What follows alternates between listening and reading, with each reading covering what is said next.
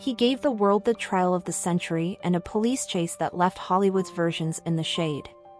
And OJ Simpson never escaped the notoriety that most Americans felt he richly deserved. His family announced that the former American football star, actor and jailbird had died aged 76 of cancer on Wednesday, surrounded by his children and grandchildren at his home in Las Vegas. It offered little satisfaction to those who believe he should have died surrounded by prison guards watching his execution for the brutal stabbings in 1994 in Los Angeles that left his ex-wife Nicole Brown Simpson and her friend Ron Goldman dead. His trial, and shocking acquittal, by a majority black jury captivated America, drawing one of the biggest audiences in TV history. It reportedly made Simpson, after Princess Diana, the most famous person in the world. He was later found liable for their deaths in a civil trial brought by the victims' families and ordered to pay $33.5 million in damages, although he hardly stumped up any of it.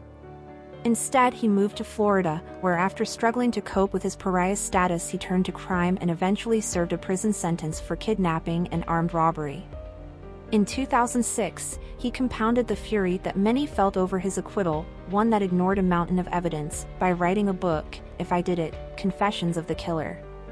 Despite claiming to be a hypothetical account of the murders he denied, it appeared to be a shameless confession of his crimes. As for his health, it seems Simpson remained a liar until the bitter end. In February, he denied a report by a local news station in Las Vegas that he'd been diagnosed with prostate cancer and was undergoing chemotherapy, amid rumors that he had entered hospice care. He even filmed a video inside his car in which he laughed and said, "No, I'm not even in the hospital." I don't know who put that out there.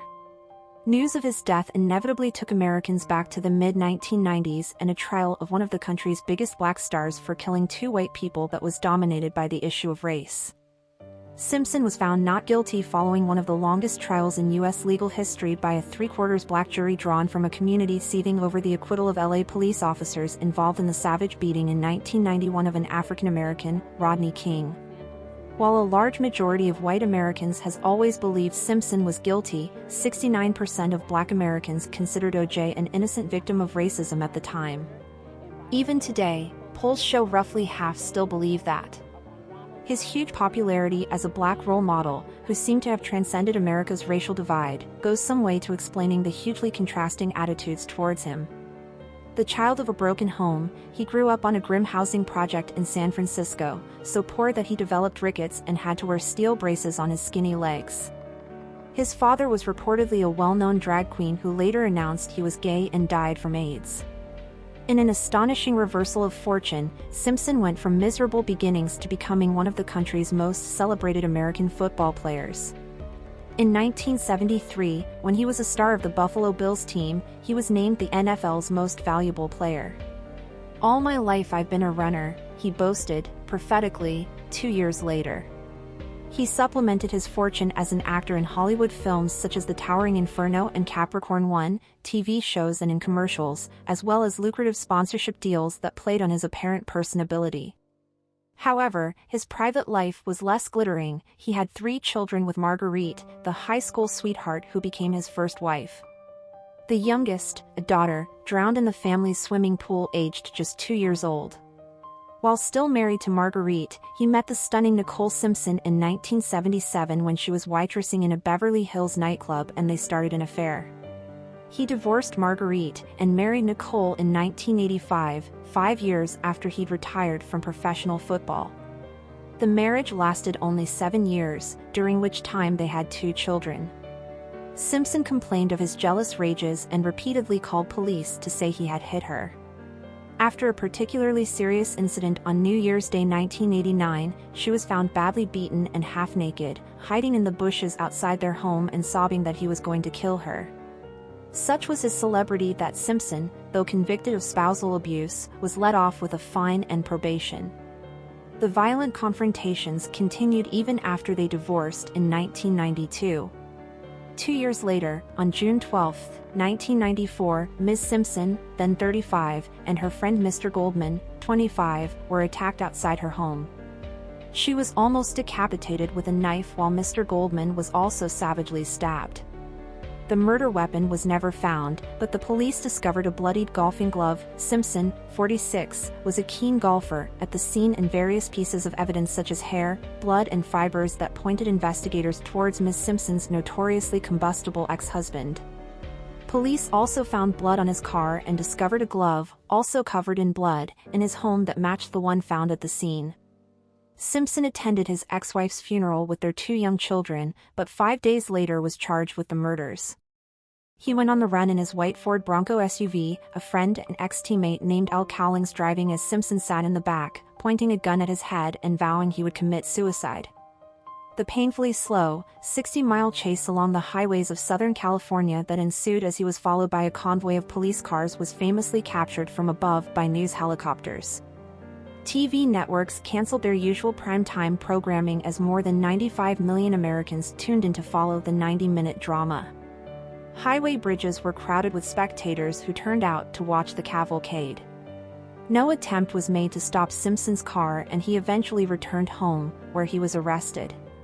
His 11-month trial ran from November 1994 to October 1995 and had not only the U.S. but the wider world agog as Simpson shelled out on a dream team of high-powered lawyers, among them his defense attorney Robert Kardashian and Johnny Lee Cochran, who became celebrities in their own right.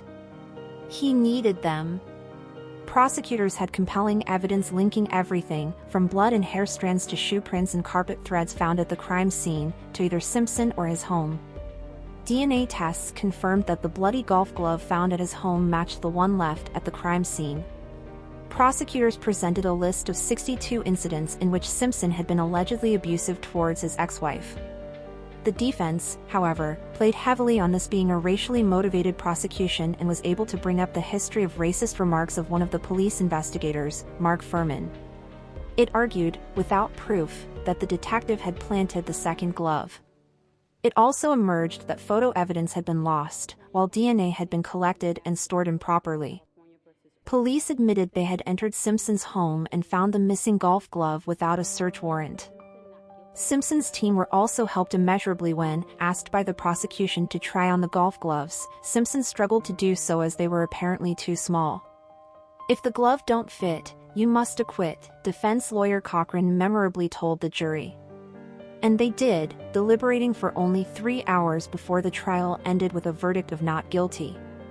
The verdict was so eagerly anticipated that President Clinton left the Oval Office to watch it with his secretaries. Simpson celebrated by throwing a party at his mansion where he and guests got through 40 cases of champagne. "I don't think most of America believes I did it," he said a week later. "I've gotten thousands of letters and telegrams from people supporting me." After losing the civil lawsuit in 1997, he moved in 2000 with his children to Florida, where state law prevented his home and pension income being seized to pay for the $33.5 million damages. Simpson settled into early retirement, playing golf and living off a pension estimated at around $400,000 a year. But he didn't escape further controversy. In 2006, he was sued by Fred Goldman, the father of Ronald Goldman, who argued the book and TV deal for his hypothetical murder explanation, titled If I Did It, which came with a $1 million advance, cheated the families out of damages they were owed. In 2008, he was in court again. This time, he was charged with leading 5 acquaintances, most of them convicted criminals and 2 armed with guns, to steal sports memorabilia from 2 dealers. Simpson claimed he was only recovering items stolen from him, but a jury convicted him of armed robbery, kidnap and other crimes after 2 of his accomplices testified he told them to bring guns. By then 61, he served 9 years in a remote prison in northern Nevada, briefly becoming the gym caretaker. Freed on parole in 2017, he returned to Florida but was only completely free of restrictions on his movement in 2021. He then moved to Las Vegas, where he lived in the country club home of a rich friend. But he never escaped the notoriety of that double murder. Some 50 books have been written about the scandal, and in 2016 alone, the story was retold in 2 TV shows, a dramatization of the trial in The People v. OJ Simpson, and OJ, Made in America, a 5-part documentary series. Some believe that, like other former American football veterans, Simpson's violent tendencies were rooted in brain damage he might have received while playing. He certainly seemed to think he had radically changed over time. On the day he fled arrest in his Ford Bronco, he left a handwritten letter at home in which he said he loved Ms. Simpson and hadn't killed her. "Don't feel sorry for me," he wrote. "I've had a great life, great friends. Please think of the real OJ and not this lost person." Few will mourn his passing, and certainly not the many fellow African Americans whose complaints of racism in the U.S. justice system always risk being met by the rejoinder of Simpson's astonishing acquittal. Just did you do it?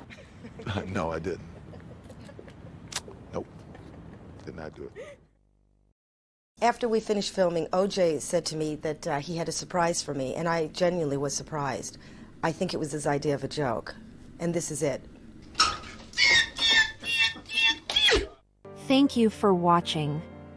If you enjoyed this video, please subscribe and turn on the notification bell for more updates on celebrity deaths and news updates.